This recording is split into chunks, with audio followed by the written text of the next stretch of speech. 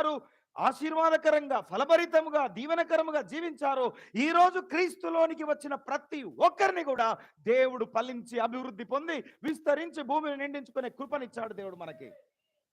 Praise the Lord, హల్లెలూయా. కాబట్టి ఇప్పుడు మనం చేయాల్సింది ఏంటంటే నిలిచియుండుట. ఈరోజు నా అంశం ఏంటో తెలుసా?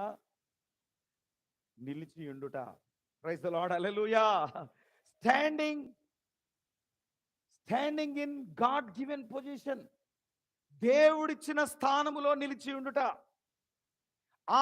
అక్కడ పరలోకంలో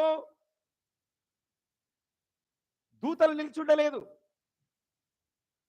ఈ యొక్క లూసిఫర్ ఏం చేశాడంటే తన టీంలో ఉన్న దూతలందరినీ మాయం చేశాడు, మోసం చేశాడు. ఇట్లా అన్నాడు ఒక్కసారి వాళ్ళ మీద, కనకట్టు విద్య. అందుకే కనకట్టు విద్యలు అక్కడి నుంచి వచ్చినాయి. ఇట్లా అన్నాడు ఒక్కసారి, అనగానే మొత్తం బంధింపబడిపోయింది. వీడు ఎట్లా చెప్తే వాళ్ళు అట్లా వింటా ఉన్నారు. కనకట్టు మంత్రం వేసింది అక్కడనే. అక్కడి నుంచి దేవుడు పడగొట్టేశాడు. కాబట్టి వాణ్ణి వాని అనుచరులనంట నిత్య పాశములతో బంధించి పెట్టాడు. అంటే వానికి నిత్య నరకం ఒకటి సిద్ధంగా ఉన్నది. సాతానుడు నీ గతాన్ని గురించి తెలియజేసి నిన్ను బాధ పెడితే, నువ్వు అట్లా చేసినావు, నువ్వు ఇట్లా చేసినావు అని సాతాను నీకు తెలియజేస్తే వాని భవిష్యత్తు నువ్వు చెప్పాలంట. సైతాన్ ఎప్పుడు కూడా నీ భవిష్యత్తును గురించి మాట్లాడగా నీ గతాన్ని గురించి మాట్లాడతారు ఎప్పటికీ. చాలా మంది క్రైస్తవులు గతంలో వాళ్ళ జీవితంలో జరిగిన తప్పులు, వాళ్ళ జీవితంలో జరిగిన పాపములు, వాళ్ళ జీవితంలో జరిగినటువంటి వాటిని ఏమంటారు, మనస్సాక్షిలో బలహీనమైన మనస్సాక్షిని కలిగి సాతాడు ఎప్పటికీ గుచ్చుతూ ఉంటాడు మిమ్మల్ని. నువ్వెవరు, నువ్వు ఇట్లా చేసినావు, నువ్వు అట్లా కదా, నువ్వు ఇట్లా కదా. అయితే నువ్వేం చేయాలి తెలుసా? వాని భవిష్యత్తును చూపెట్టాలి. నువ్వు ఇట్లా కదా, నీకు ఇట్లుండదు కదా అని. ఎట్లున్నదట వానికి భవిష్యత్తు? నిత్య నరకము వాని కోసం రోజు రోజుకు వేడి పెరుగుతూ ఉన్నది. హల్లెలూయా. సాతానుడు వచ్చి నిన్ను, నీ మనస్సాక్షిని నొప్పింపజేస్తూ నిన్ను గాయపరుస్తూ నిన్ను బాధపరిస్తే, సాతానా, నా యేసు తన రక్తము చేత నన్ను కడిగి పరిశుద్ధపరిచి నన్ను నూతన సృష్టిగా మార్చాడు. నాకు గతము లేదు. క్రైస్తవుడికి గతం లేదు, సాక్ష్యం మాత్రమే ఉన్నది. గతము లేదు. నీ గతమంతా కొట్టివేయబడింది, నీ పాపమంతా కొట్టివేయబడింది, నీ శాపమంతా కొట్టివేయబడింది. నువ్వు ఎంత మూర్ఖుడవో, ఎంత అజ్ఞానివో, ఎంత భయంకరమైన పాపివో, దుర్మార్గుడవో, నరహంతకుడవో, ఈ లోకంలో ఉరిశిక్ష చేయడానికి కూడా నీకు అనుమతి రావచ్చు. నువ్వు ఎంత దౌర్భాగ్యుడమైన దుష్టుడవైనా యేసుక్రీస్తునందు నీ పాపము కొట్టివేయబడింది. నీకు గతం లేదు. నేను నూతన సృష్టి. చెప్పండి, అందరూ చెప్పండి. నేను క్రీస్తు యేసులో నూతన సృష్టి. నాకు గతం లేదు, ఎందుకంటే యేసులో కొట్టేసాడు. సాక్ష్యం మాత్రమే ఉన్నది. సాక్ష్యం అంటే ఏంటిదమ్మా? ఇట్లాంటి దుర్మార్గుణ్ణి, ఇట్లాంటి దుష్టుని, ఇట్లాంటి పాపిని, ఇట్లాంటి మూర్ఖుణ్ణి, ఇట్లాంటి చెడిపోయినోన్ని యేసు తన రక్తము చేత నన్ను కడిగి ఇదిగో నన్ను మీ ముందు నిలబెట్టాడు.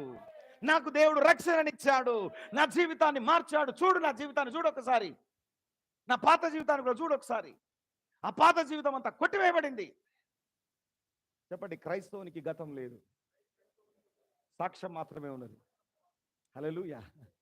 ఎంతమందికి ఇంకా గతాన్ని తలుచుకొని అంటే గతంలోనే ఉండిపోతాడు. నేను అట్లనే ఉన్నదేమో నా జీవితం, ఇంకా నేను అదే వ్యక్తినేమో, నేను అది చేశాను, ఇది చేశాను, అలా జీవించాను, ఇలా జీవించాను, ఇంకా అదే అని సైతాన్ చెప్తా ఉంటుంది ఎప్పటికీ. కొట్టే ఆలోచన, తీసే ఆలోచన. నువ్వు నూతన సృష్టి. ఎవడైనా నువ్వు క్రీస్తు యేసునందున్నాడలా వాడు నూతన సృష్టి, పాతవి గతించను. అంటే అర్థం ఏంటిది? నీకు గతం లేదు. నువ్వు తల్లి కడుపులోంచి పుట్టినట్టే క్రీస్తు నమ్ముకున్నాక క్రొత్తగా పుట్టినవు నువ్వు. మన మీద రుణముగా చేతి వ్రాత అంటే రోజు రాయబడ్డాయంట మన మీద. నువ్వు అబద్ధం మాట్లాడినప్పుడు ఇలా అక్కడ రాయబడ్డది, నువ్వు పాపం చేసినప్పుడు ఇలా అక్కడ రాయబడ్డది, నువ్వు ఆలోచించినా అక్కడ రాయబడ్డది. అది దేవుడు చేసినట్ట ఆ చేతి వ్రాతను తుడిచిపడేసిందంట కదా. అప్పపత్రం, నీ మీద ఇంత వడ్డీ ఉన్నది, నువ్వు ఇంత అప్పియాలి, అదంతా తుడిచేసినట్ట దేవుడు. అంటే గతం లేదు. My past was erased. Black board మీద చాక్ పీస్తోని మాస్టర్ గారు రాస్తాడు కదా, డస్టర్ తీసుకొని మొత్తం తుడిచేస్తాడు. చెప్పండి, నా పాపములు తుడిచివేయబడి ఉన్నవి, కడిగివేయబడి ఉన్నవి. నేను క్రీస్తులో నూతన సృష్టి. హల్లెలూయా. ఎంతమంది సంతోషంగా ఉన్నారు? ఇప్పుడు ఎంతమంది ఏదేన్లో ఉన్నారు? యేసు క్రీస్తులు ఉండుటయే ఏదేన్లో ఉండుట. ఆ రోజు భౌతికమైన ఏదేను, ఈరోజు క్రీస్తే మన ఏదేను. ఏమైనా హల్లెలూయా. నీకు మరణం లేదు, ఎడబాటు మాత్రమే ఉన్నది. శరీరము నుండి ఆత్మ ఎడబాటుతుంది అంతే. అందుకని క్రైస్తవులు మరణం కోసం భయపడొద్దు, చావు కోసం భయపడొద్దు. యుగ యుగాలు యుగ యుగాలు యుగ యుగాలు క్రీస్తులో మనము జీవిస్తున్నాము. ఆల్రెడీ కూర్చోబెట్టినంటే మనల్ని ఇప్పటికే. ఆత్మ పురుషుడు ఆల్రెడీ యేసుప్రభుతో కూర్చొని ఉన్నాడు. ఇక మరణం ఎక్కడిది నీకు? చూడండి, ఎఫెసీ 2:7 చూడండి. ఆత్మ పురుషుడు క్రీస్తుని కూర్చోండి ఆల్రెడీ పరలోకంలో.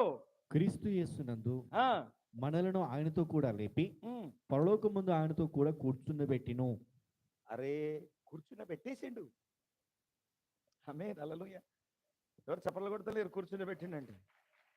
ఏంది బ్రదర్, నేను ఇక్కడ ఎన్నో బాధల్లో ఉన్నా, ఎన్నో కష్టాల్లో ఉన్నా, నేను కూర్చున్నా ఏంది? కూర్చున్న పెట్టిండు. దేవుడే పెట్టినాక నువ్వెవరు అనుకోవడానికి? కానీ నువ్వు అనుకుంటున్నావు నేను ఇంకా మట్టిలోనే ఉన్నా.